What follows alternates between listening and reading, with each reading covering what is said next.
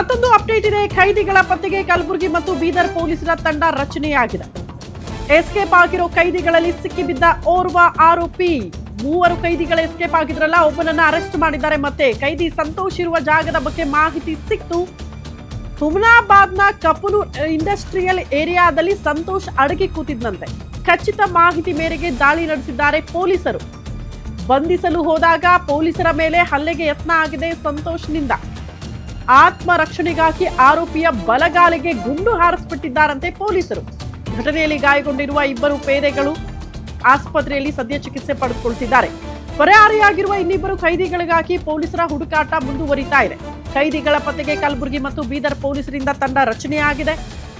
Escape ಆಗಿರೋ ಕೈದಿಗಳಲ್ಲಿ ಓರ್ವ ಆರೋಪಿ ಸಿಕ್ಕಿದ್ದು, ಇನ್ನಿಬ್ಬರು ಪರಾರಿಯಾಗಿದ್ದಾರೆ. ಆ ಇನ್ನಿಬ್ಬರ ಬಗ್ಗೆ ಮಾಹಿತಿ ಕಲೆ ಹಾಕ್ತಿದ್ದಾರಂತೆ ಸದ್ಯ ಪೊಲೀಸರು. ಸಂತೋಷ್ನನ್ನ ಅರೆಸ್ಟ್ ಮಾಡೋದಕ್ಕೆ ಹೋದಾಗ ಪೊಲೀಸರ ಮೇಲೆ ಹಲ್ಲೆಗೆ ಯತ್ನ ಆಗಿದೆ. ಸೊ ಆತ್ಮರಕ್ಷಣೆಗಾಗಿ ಆತನ ಬಲಗಾಲಿಗೆ ಗುಂಡು ಹಾರಿಸಿದ್ದಾರಂತೆ ಪೊಲೀಸರು. ಹಂಗಾಗಿ ಆತ ಕೂಡ ಗಾಯಗೊಂಡಿದ್ದಾನೆ. 2 ಪೊಲೀಸ್ ಪೇದೆಗಳು ಕೂಡ ಗಾಯಗೊಂಡಿದ್ದಾರೆ. ಸದ್ಯಕ್ಕೆ ಆಸ್ಪತ್ರೆಯಲ್ಲಿ ಚಿಕಿತ್ಸೆಯನ್ನ ಪಡೆದುಕೊಳ್ತಿದ್ದಾರೆ ಅನ್ನೋದ್ರ ಬಗ್ಗೆ ಡೀಟೇಲ್ ಸಿಗ್ತಾ ಇದೆ.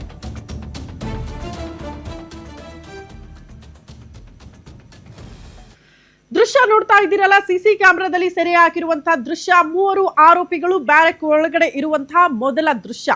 ಆ ಕಂಬಿಗಳನ್ನ ನೋಡ್ತಾ ಇದ್ದೀರಲ್ಲ, ಆ ಕಂಬಿಯನ್ನೇ ಮುರಿದು ಆಚೆ ಬರ್ತಾ ಇದ್ದಂತೆ ಜೈಲಿನ ಆವರಣದಲ್ಲಿ ಅವ್ರು ಹೋಗ್ತಾ ಇರುವಂತಹ ದೃಶ್ಯ ಸಿಸಿ ಕ್ಯಾಮೆರಾದಲ್ಲಿ ಸೆರೆಯಾಗಿದೆ.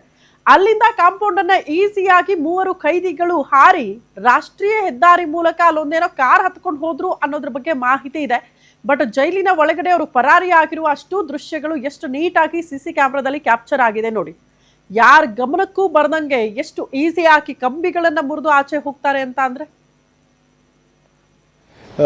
ಪರಾರಿ ಆದಾಗಿನಿಂದನೂ ಕೂಡ ಏನು ಆರೋಪಿಗಳಿದ್ದಾರೆ, ನಾವೆಲ್ಲ ಕಡೆ ತೀವ್ರ ಶೋಧನೆ ಮಾಡ್ತಾ ಇರೋ ಹಿನ್ನೆಲೆಯಲ್ಲಿ ಮೇನ್ ರೋಡಿಗೆ ಎಲ್ಲೂ ಬಂದಿರಲಿಲ್ಲ. ಎಲ್ಲ ಕಡೆನೂ ಕೂಡ ಅವರು ಏನು ಈ ಫೀಲ್ಡ್ಗಳಿದೆ, ಅಗ್ರಿಕಲ್ಚರ್ ಫೀಲ್ಡ್ಗಳ ಮುಖಾಂತರ ಒಂದು ತಲೆಮರೆಸ್ಕೊಂಡು ಮೂವ್ಮೆಂಟ್ ಆಗ್ತಾಯಿದ್ರು.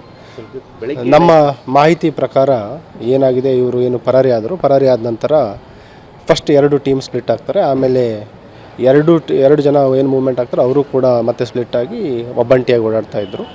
ಬೆಳಗಿನ ಜಾವ ಇವತ್ತು ಫರ್ತಾಬಾದ್ ಇನ್ಸ್ಪೆಕ್ಟರ್ ಮತ್ತು ಅವರ ಟೀಮ್ ಅವರಿಗೆ ಒಂದು ಮಾಹಿತಿ ಬರುತ್ತೆ. ಏನು ಇದು ಹುಮನಾಬಾದ್ ರಿಂಗ್ ರೋಡ್ ನಂತರ ಹುಮನಾಬಾದ್ ಕಡೆ ಹೋಗೋ ಒಂದು ಇಂಡಸ್ಟ್ರಿಯಲ್ ಏರಿಯಾ ಇದೆ. ಅಲ್ಲಿ ಇವರ ಒಬ್ಬನ ಸಸ್ಪೆಕ್ಟ್ನ ಒಂದು ಮೂಮೆಂಟ್ ಇದೆ ಅಂತ ಗೊತ್ತಾಗುತ್ತೆ. ಅಲ್ಲಿ ಹೋದಾಗ ಅಲ್ಲಿ ಅವನಿಗೆ ಹಿಡ್ಲಿಕ್ಕೆ ಹೋದಾಗ ಅವನು ತಕ್ಷಣ ನಮ್ಮ ಸಿಬ್ಬಂದಿಯವರಿಗೆ ಹಲ್ಲೆ ಮಾಡಲಿಕ್ಕೆ ಮುಂದಾಗ್ತಾನೆ.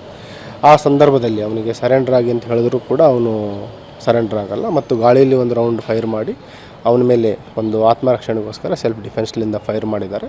ಅವನ ಬಲಗಾಲಿಗೆ ಗಾಯ ಆಗಿದೆ. ನಮ್ಮ ಏನು ಇಂಜೂರ್ಡ್ ಸ್ಟಾಫ್ ಇದ್ದಾರೆ